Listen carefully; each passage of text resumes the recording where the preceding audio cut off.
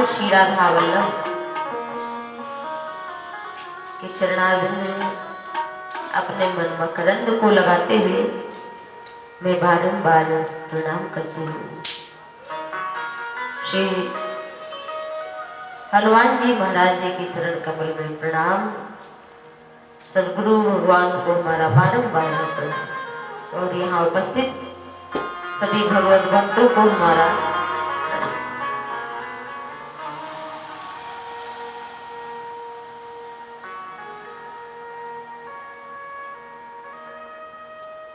उमा कहूँ मैं अनुभव अपना, सत हरि भजन जगत सत सतन। ये देवादिदेव महादेव शिव शंकर का अनुभव है। उन्होंने भगवती पार्वती से कहा कि हे उमा, मैं अपना अनुभव कहता हूं और शिव का अनुभव तो सत्य नहीं होगा। भगवान शिव उमा से कहते हैं, देवी ये जगत मात्र एक स्वप्न है और कुछ है भी नहीं, केवल एक सपना। जो भी हमें संसार में दृष्टिगोचर होता है वो मात्र स्वप्न है। और ऐसा स्वप्न कि आप जब रात में सोते होंगे तो सुबह उठकर सपना बताते होंगे, आज हमने ये सपना देखा। उस सपने को तो कोई बता भी सकता है, जबकि वो असत्य की संसार को हमें बोध कराता है। लेकिन जब यह शरीर छूट जाता है तब फिर हम इस संसार के स्वप्न को किसी से कह भी नहीं सकते। इतना बड़ा सत्य है, लेकिन इसी असत्य में हम इतना हमको सत्य भाषित हो रहा है कि हम उसी के लिए इतना परेशान है। विपरीत परिस्थितियां जैसे ही आती हैं हम व्याकुल हो जाते हैं, विकल हो जाते हैं, क्रोध आ जाता है, हमारी बुद्धि उसी समय अपना ज्ञान विज्ञान सब खो देती है और हम नुकसान किसका करते हैं? सबसे पहले अपना नुकसान करते हैं। श्री रामचरितमानस में राम कथा में आती है बात कि जब भगवान श्री राम किष्किंधा पर्वत पर निवास कर रहे थे, बाली का वध कर दिया था, बरसात होना शुरू हुई, सुग्रीव को राजा बना दिया था और कहा था सखा 4 महीने बाद तुम आ जाना, सीता का पता लगाएंगे मिलकर। लेकिन सुग्रीव भोग विलास पाकर इतना ज्यादा उसमें व्यस्त हो गया कि वो भगवान के कार्य को ही भूल गया। राम जी ने क्रोध किया थोड़ा कि जय साये कुमारा मैं बाली और तेरी सरहतों मूढ़ का काली। लक्ष्मण मेरा तूणी लाओ, मेरा धनुष बाण ले आओ। जिस बाण से हमने सुग्रीव बाली को मारा है वो बाण अभी भी हमारे तूणीर में है, कहीं गए नहीं है। क्योंकि राम जी के जो बाण है ना वो कार्य करके फिर ये नहीं कि वो लुप्त हो जाते हैं, वो बने रहते हैं। प्रविशो आई विसंगम, ऐसा लिखा है कि वो राम जी के बाण छत्र मुकुट ताटंक सब होते एक ही बाण। एक ही बाण से भगवान सारे काम करते हैं, दूसरा बाण वो चलाते ही नहीं। वो काम करके राक्षसों का वध करके फिर राम जी के बाण पुनः तूणीर में आ जाते हैं। तो प्रभु राम ने कहा कि लक्ष्मण हमारा बाण तो ले आओ। जिस बाण से हमने बाली को मारा है वो भी अभी भी हमारे तूणीर में है। कब मारेंगे भैया? लेकिन आप बताइए। तो बोले कल। राम जी को क्रोध आया है थोड़ा सा, बोले कल मारूंगा। लक्ष्मण जी कल क्या, अभी मैं मार देता हूं, इसी समय मार देता हूं। राम जी ने कहा नहीं नहीं, क्रोध में कभी आदमी ऐसी चीज बोल जाता है जो कर भी नहीं पाता, जो उसकी सामर्थ्य में भी नहीं होता। मैं कल चला जाऊंगा घर छोड़ के, मैं कल चली जाऊंगी, लेकिन फिर उसी घर में वापस आ जाता है, यद्यपि उसे जाना नहीं है, लेकिन वो क्रोध में ऐसी बातें भी कहता है जो वो करना वो जानता है, ये भी जानता है कि मैं नहीं करने वाली। कोई बातें ऐसे भी होती है कि वो जानता हम नहीं करेंगे, बस बोल रहे।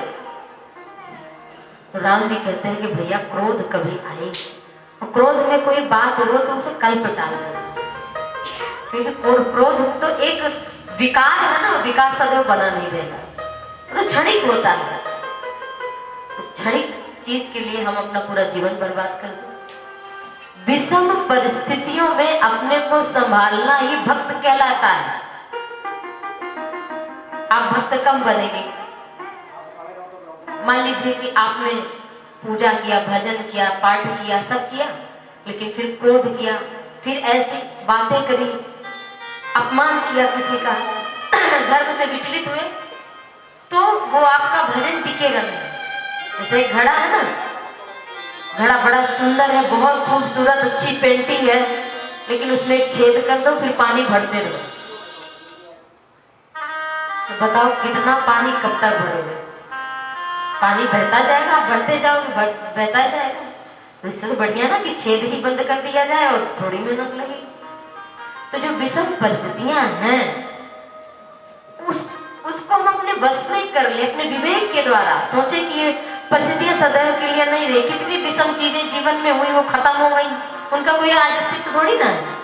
से जो भी हो रहा है, जो घटनाएं हो रही हैं, जो हमारे जीवन में अच्छा हो रहा है, जो कुछ अच्छा भी हो रहा है ना, उसका भी अस्तित्व नहीं है, वो भी कल खत्म हो जाएगा। जो हम आज घटनाएं हमारे जीवन में अच्छी हो रही है, बुरी की बात नहीं जाने तो बुरा तो हो ही रहा है सबके साथ, बुरा होता नहीं है कुछ। ये तो हमारे मन का सुख और दुख है, ना सुख है ना दुख है। एक व्यक्ति के लिए बुखार आ जाए व्यक्ति को, और गर्मी में उसे बैठा दिया जाए पंखे में, एसी में, तो कहेगा बंद करो पंखा, बंद करो एसी। लेकिन एक आदमी धूप से आया है, तो कहता नहीं नहीं चलाओ, हम तो बैठेंगे, मुझे बहुत गर्मी लगी, मुझे पसीना हो रहा है। तो बताओ कि ठंडी है कि गर्मी? ना तो ठंडी है और ना गर्मी, एक ही परिस्थिति गर्मी वाली है, एक ही परिस्थिति ठंडी वाली है। तो अपने अनुकूलता की बात कर रहा है। तो जो सत्य है, ईश्वर सत्य है, धर्म सत्य है, धर्मो रक्षत रक्षता, अपने कर्तव्य का पालन करिए, सामने वाला क्या कर रहा है इसका विचार भी मत करिए।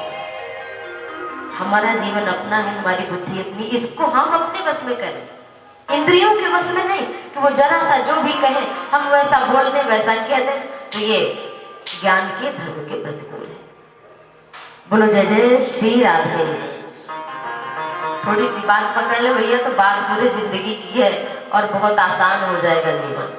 पैसे कमाने से जीवन आसान नहीं होता है, धन प्रतिष्ठा मान प्राप्त करने से जीवन आसान नहीं होता।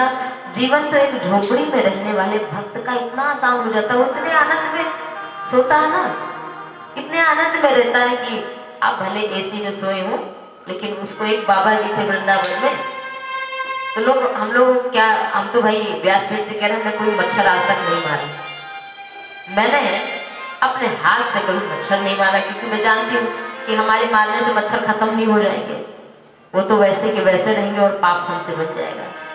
क्योंकि कोई चींटी भी होती, पानी में होती, वो भी तड़पड़ाती है कि निकल जाए। तो मैं तो कभी नहाने भी जाती हूँ, देखती हूँ चींटी तो मुझे घंटे लग जाते हैं स्नान करने में, क्यों?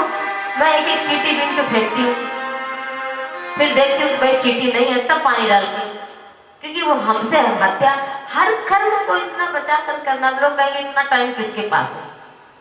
हाँ, सबके पास नहीं, ये भक्त के पास होगा। जब उसमें दया आ जाएगी ना, जब उसमें प्रेम और करुणा का प्राकट्य हो जाएगा, तो निश्चित ही भगवान का भक्त हो जाएगा। भगवान की भक्ति कोई ऐसा नहीं कि आपने कोई चोला धारण कर लिया, कोई तिलक लगा लिया, माला पहन लिया, नहीं नहीं। आप में अगर दया भाव है, प्रेम है, करुणा है, अपराधी को भी क्षमा करने का भाव आपके भीतर आ गया है। अपराधी को और बड़ा से बड़ा अपराध कर दे, उस व्यक्ति को भी अगर आप क्षमा करने में समर्थ हो जाएंगे, तो समझ लेना आप भगवान के भक्त हो गए हैं, आप करुणा के पात्र हो गए, भगवान ने आपको अपना लिया है। जब आप किसी के अपराध को भी, अच्छा अपराध पत्नी भी करती है, पति भी कहीं ना कहीं कर जाता है, बेटा भी करता है, बहू भी करता है, और संबंधी भी करते हैं, तो अपराध को क्षमा करना सीखो और क्षमा मांगना सीखो। दो बातें हैं जीवन को आसान बनाने के लिए। क्षमा मांगना, हम गलती भी करते हैं और क्षमा भी नहीं मांगते, तो क्षमा मांगना सीखो और क्षमा करना सीखो। इन्हीं दो बातों को आज पकड़ लेना कथा से, बहुत आनंद आ जाएगा जीवन में। आप मांगिए क्षमा, सामने वाला करे ना करे तो उसको भगवान नहीं माफ करेगा, क्षमा नहीं करेगा। आप मांग लो कि हमसे गलती हुई, हम सरेंडर करते हैं, अब आपकी मर्जी, माफ करो ना करो। और हमें क्षमा करना भी सीखना चाहिए। बोले राधा वल्लभ भगवान की। आइए हम सभी भगवान की कथा में चले। उससे पहले एक भजन प्रभु का गा लेते हैं, फिर भगवान की परम मंगलमयी मधुराति मधुर लीला कथा में प्रवेश करते हैं।